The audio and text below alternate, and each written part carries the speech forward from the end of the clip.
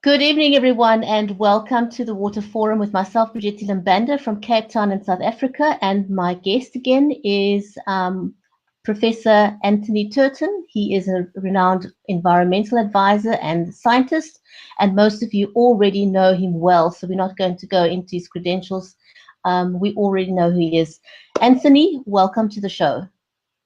Good evening to you and the listeners.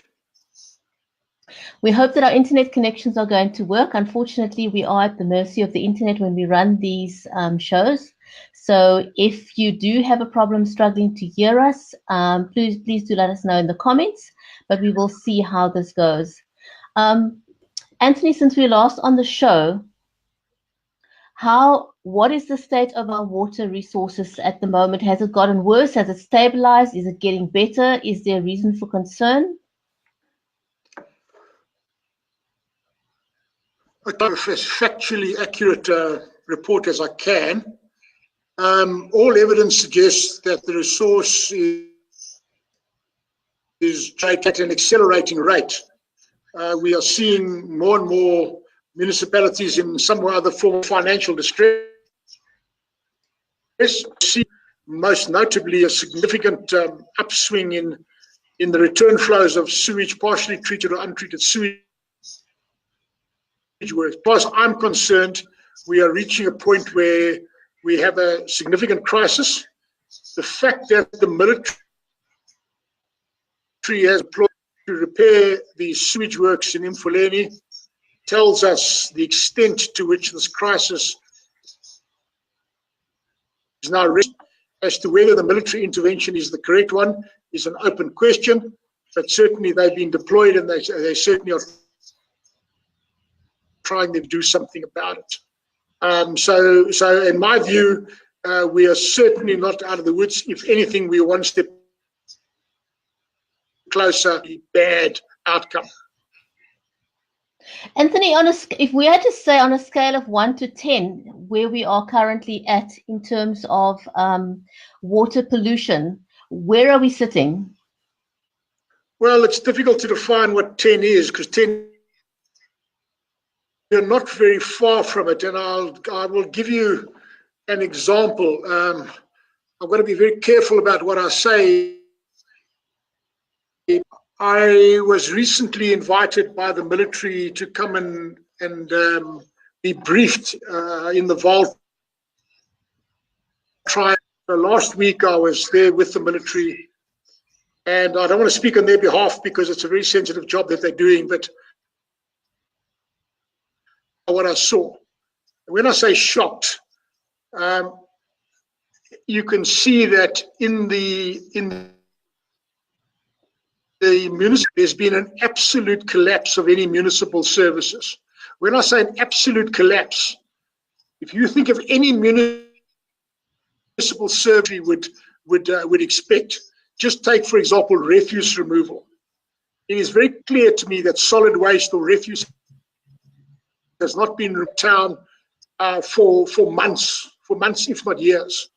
So there are piles of garbage that are Main Street of the city. It's fresh food that's been thrown in there. So there are maggots, there are flies. So this is nothing more than an absolute breakdown of a fundamental service. And in fact, I cannot see how we're not in serious health crisis. It's only from the solid waste removal, that's only from the garbage removal that has failed. But then it goes one step it goes one step further than that. The sewage systems, than in Imfuleni as a town, as a larger municipal area, there are 3 sewage works, and cease to function in some form or other. So when I say they've ceased to function, each of them has got a slightly different design. But in the case of the Leeucale sewage works, all of the feeder pipes, all of the sewage functional, and they're all blocked up with plastic pipes, with plastic bottles, with baby nappies, with with a whole host of other personal care products. When I say blocked up, they are blocked up. If there's a 2 or 3 kilometers is a block from one side to the other, solid, to the point where the pipe burst. There are sinkholes opening up in the main road. So it is as bad as one can get. And of course, all of this is then flowing directly into the river. In that particular place, that's where a significant amount of the water for the Gauteng province is sourced from. So then we're talking about a knock-on effect of the country. So that's only one place. The similar things are happening in Makanda. For example, hearing about places like Vryheid. We're hearing about places like Parys, whatever Parys is called now. We are hearing places of different geography that have all got the same crisis. So in my view, we are seeing an absolute failure in a number of our industrialized areas. And the good news is that they've deployed the army into at least one of those areas. Whether the army can turn that around is entirely another story. And we certainly do what it is that they can do. And I think the important thing is that while we're dealing with these complex issues, the fact that we've got to believe that we can turn this around. And I was on TV the other day on a business program when I said, would crisis go to waste? Because we certainly are in a very, very good crisis at the moment. So is it at this point of failure where we are currently at now, is it turnaround? Is a turnaround strategy still possible? Bridgetti, you're breaking up a little bit there. I think you asked me if a turnaround strategy is possible. Anything is possible. So being a glass half full kind of guy, being an internal optimist, I'm very glad to be able to initiative on the go, and that is a private sector driven initiative that's linked up to the presidency called the PP initiative. And what is significant about that initiative is it's driven out of the office of the presidency. And it's private. The leader is Dr. Van Zyl, who's the chairman of Toyota South Africa. And I don't want to speak on his behalf, to aim towards 5% economic growth rate in conditions, but it's something that we should aspire to and start working towards. So he's economic growth rate target for the future, and so has the minister in the presidency, Nkosazana Dlamini, in the press briefing that she gave in the union buildings, where she wanted the government to a 5% economic growth rate. National level, what we've managed to do is make a case to the presidency that water is these noble economic plans are going to come to anything unless we turn the water crisis around. Successful in that we have managed to get the water crisis into the presidency now, where we are now in a fairly advanced stage of meeting certain milestones where we have to table to the presidency in order to get them signed off as national presidential priorities. And now, because it's still a work in progress, but the whole idea there is if we can get these programs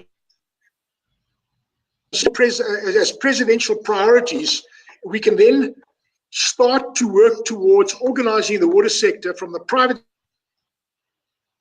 investable, from a private investment perspective. And that can then meet the government's initiative, because the Minister of Water announced an effort to clean up the corruption in the water sector, which is all very laudable, all very good. But it would appear that they are launching a state-run water engineering company. So this is a company that will, which of course immediately competes with the private sector and goes one step closer left of the private sector in the water space.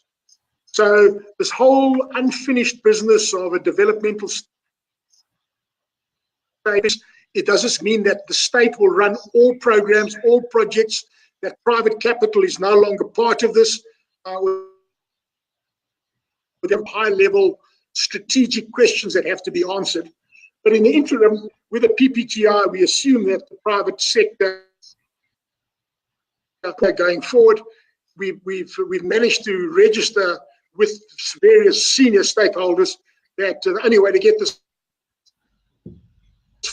is by really investing heavily into the water sector, and therefore we have to make the water sector investable. And this is where a lot of effort, I can say I'm cautiously optimistic that we are going down a road that is actually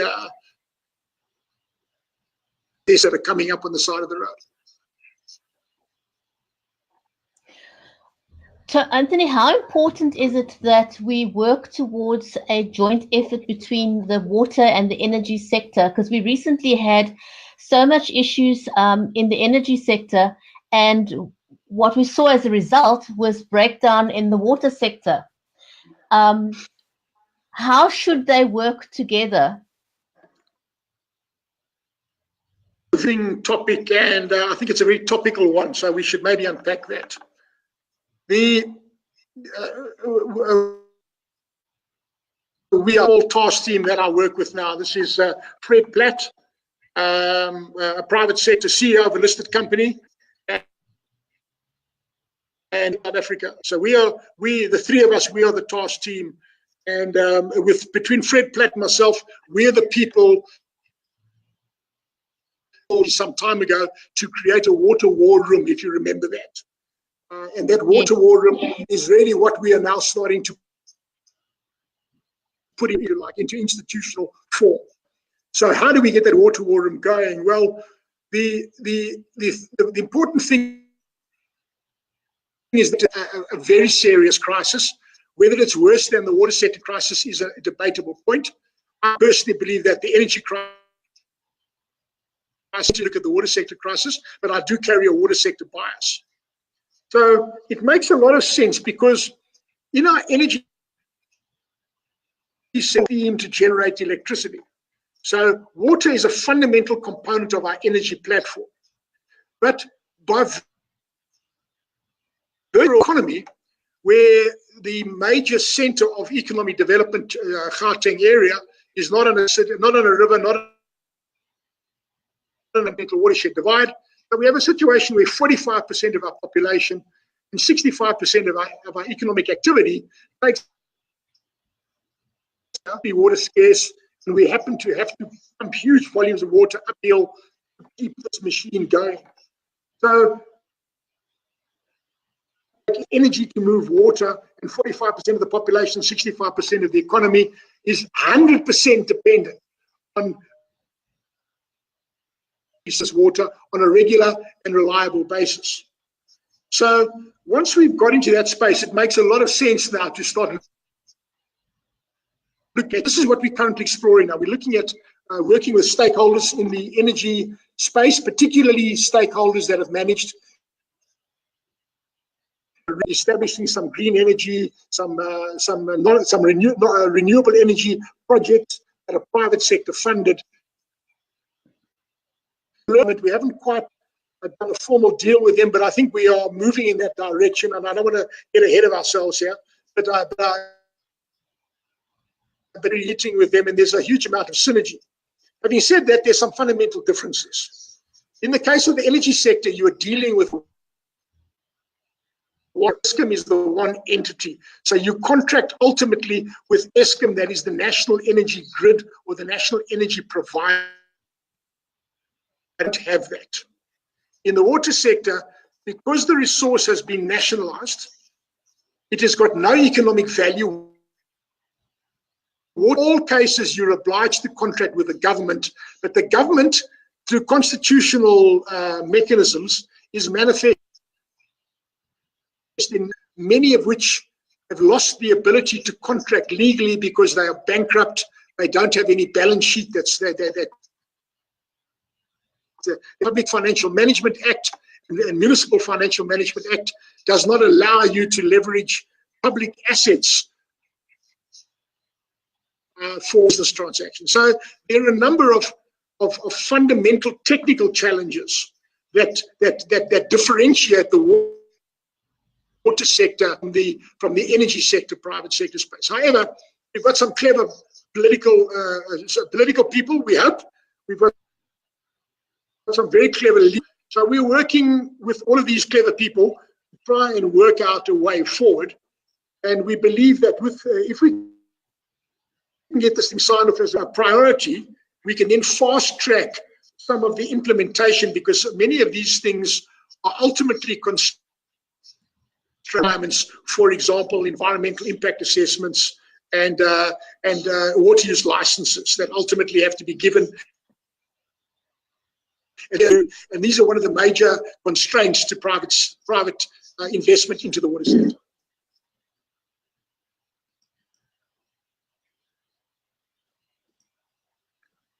Sorry, I lost you there for a moment. So where to from here, Anthony?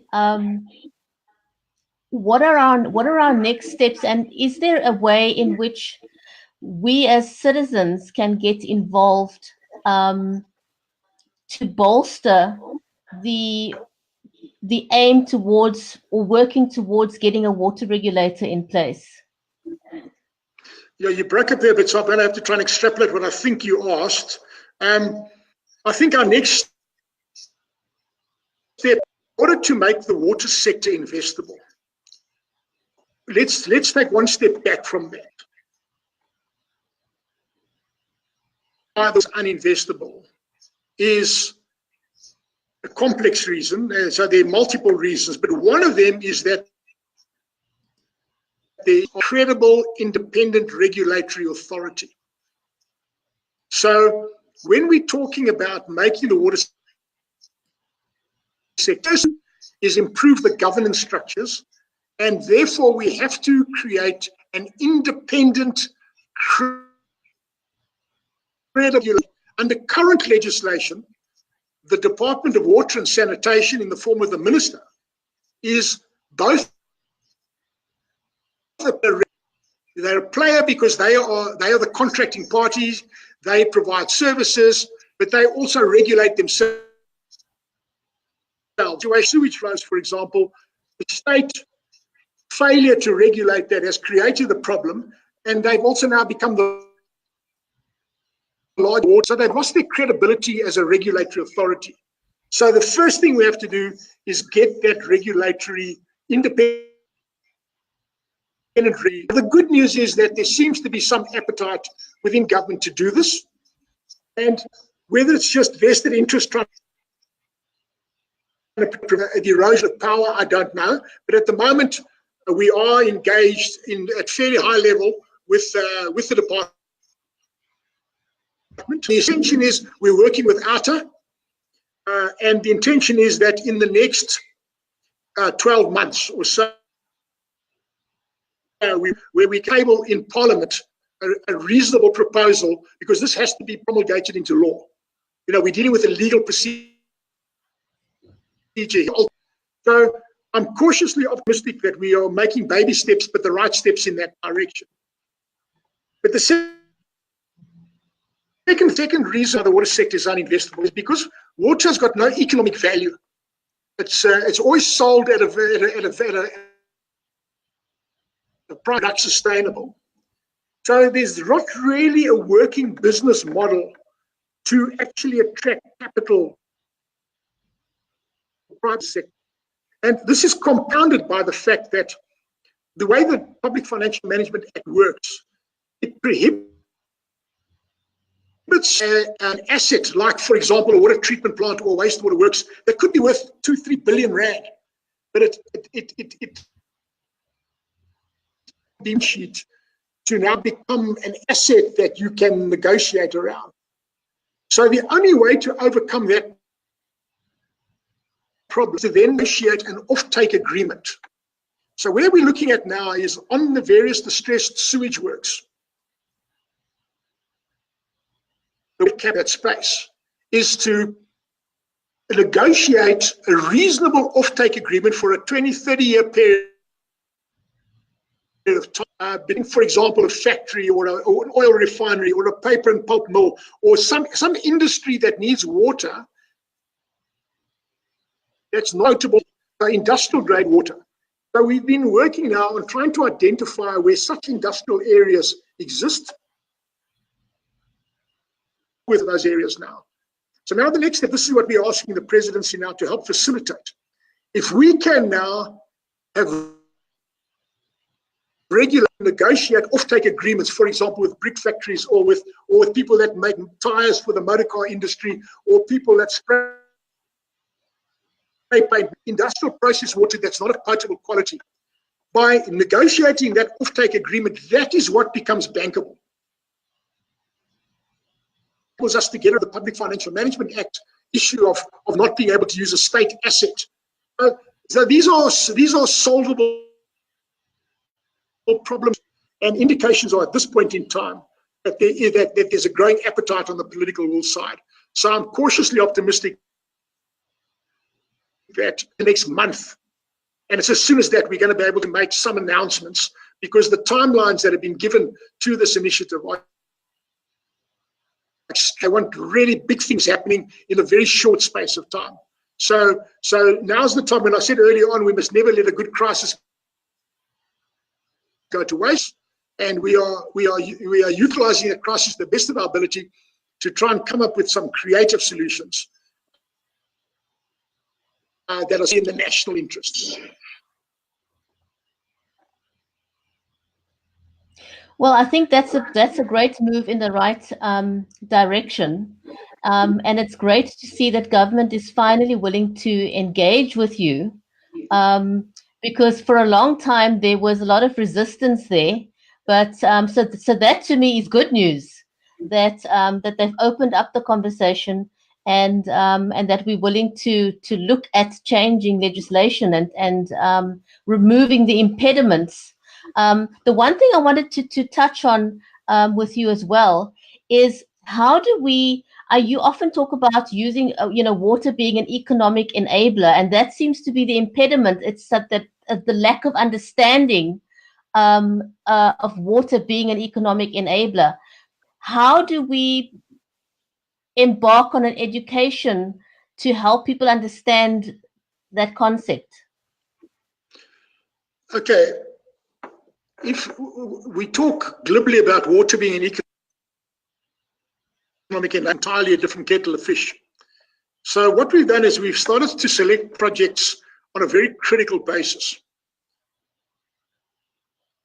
The criteria we're looking for is, A, how can we make a project bankable? How can we bring purely private sector capital in? Because there isn't government money available. So it's only purely private capital. How can we bring private capital in to a country that is still essentially, okay? How do we do that? That's how do we thread that needle? That's a difficult one, okay? But the second thing is that looking at multipliers. So in order to make it investable, we've got to have lots of multipliers. For example, this Mfuleni crisis, where we've got at least 120 megaliters of raw sewage flowing every single river. And even with the entire military there's not a snowball's hope in hell that they can stop that flow, because people don't stop flushing the toilets just because sewage works is not there to receive what they're putting down the pipe. So if you don't do something about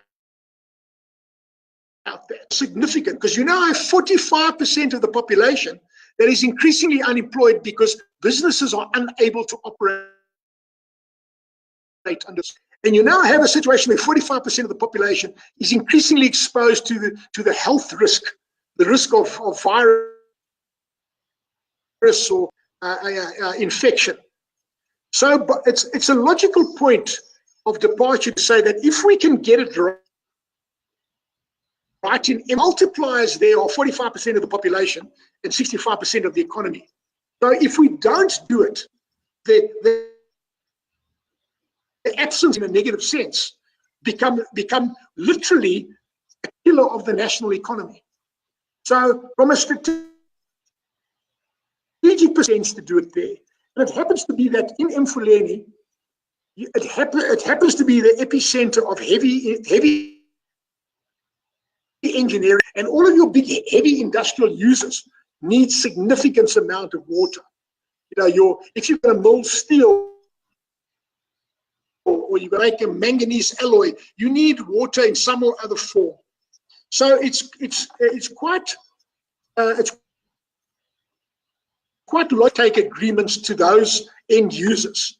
And of course, in this context, the fact that the previous Minister of Water hijacked phase 2 of the Lesotho Islands water project and did not implement it for whatever reason, has now putting water resources in Gauteng, which now we can turn around and say, because there's pressure on the water resource, if we to industrial standards, we are relieving pressure of the potable water resources. But at the moment, these industries are industrial processes. So it would appear to me that all of the planets are coming into some form of alignment in that area. And we can different parts of the country where we've got similar sets of circumstances. Well, that's you know, a step in the right direction. Sorry, getting quite feedback there. I couldn't hear you very well, but definitely, it's. Are you able to hear me? Yes, I can hear you, but you are clipped. So I hope I'm coming through okay. Yeah, I can hear you. Well, thank you so much for that update. And I'm really pleased to hear that we're making progress in terms of working with the government, because I don't think we have an option. I think you always say failure is not an option. And you know, the situation is that bad at the moment that people don't know where to turn to. We spoke a bit earlier about the minister saying that they're stamping out corruption, and we hope that that is going to be what they do, because certainly there's no money to mess around, and we need solutions. So I think, you know, whatever we can do to support the initiative of what you're doing with Water Shortage South Africa, I think the public will be willing to assist in that, because situations become untenable. So I want to thank you very much for your time. Now, before, can I just quickly give a last message, if I can, please, Bridgetti? Okay. Sure, please do. I would like to thank the amount of support that I get. One needs only look at my Facebook page, and I mean, there's an enormous amount of public support that I get every single day, and I can honestly tell public support that enables me to continue, because sometimes I just want to say, listen, this task is just too big. Let me just go and retire and watch the whales frolic. Thank the public for their ongoing and constant support. And I would also like to say that what we need from the public is behind our call for an independent regulator. I speak about creating an unstoppable movement for positive change. We want positive change in this country. We want a better country for all of its citizens. We want to meet the aspirations that were unleashed 25 years ago. So please just continue to support us. We don't necessarily need your money, but what we just need is positive agents for change. Talk about this to other people. Get people inspired about the good news, okay? In the second thing, to really thank the presidency, because there is definitely a new era opening up within the presidency. And they effort, or making every effort to try and reach out to the private sector. I'd also like to thank Dr. von Toyota, who's really put his own reputation and his neck on the line to play a very, very big leading role in this whole process of bringing we are starting to come together in a coherent way now. And there is, in fact, quite a lot of light at the end of the tunnel. My closing statement is, because where we are at the moment in South Africa, we are at an absolute crossroads. And I hate to sound dramatic when I'm saying this, crossroads. Something like 50% of our municipalities have failed in some form or other. Continues. We will continue to see a total collapse, an absolute collapse of the sewage infrastructure of the country. And South Africa ceases to function as a modern economy. We can no longer create jobs. We can no longer attract capital into this situation where epidemics, almost of biblical proportion, can start ravaging us. Now, I don't want to sound apocalyptic like that. So we're at this crossroads. If we don't pull back from the brink now, I'm afraid then we have to start preparing apocalyptic scenarios about human health implications. It's not unrealistic to, until we will start to see the return of things that we've dealt with in the past, things like measles, things like cholera, even who knows, polio and stuff like that. We don't know. We just don't know. But you know, unless we get this right, this is, so it's in our best interest. Everything is aligned. There's a huge amount of goodwill. We still have technical acumen in the country. We seem to now start will to engage. There's certainly will from private capital. There's certainly will from what's left of the ravaged private sector. Maybe now is our turning point moment. And if we don't get it right, I'm afraid we are on the other option. So the options are binary. It's either bad outcome. Either going to be very good or very bad. That's just the way it is. And I think as long as we got breath in our bodies, we continue to go in direction, and we pull back from the brink. That's a great message, and I think, Anthony, you've got lots of support. You're absolutely right. I'm absolutely gobsmacked when I look at your Facebook page and I see the messages of support for the work that you do. I certainly am in awe of you, and I hope that you'll keep going. But I'd also like to thank Fred Blatt from Accentuate, and I'd also like to thank you know, these are people that are doing a huge amount of work. It's all voluntary work. It's all, there's no money, there's no payment be made. You know, this is stuff that they just do. It's the right thing to do. And I'd like to thank the PPGI people, the team around Dr. Van Zyl and his people. They've really also gone the extra mile. Thanks for the lot. Thank you very much, Anthony, and thank you everyone for watching.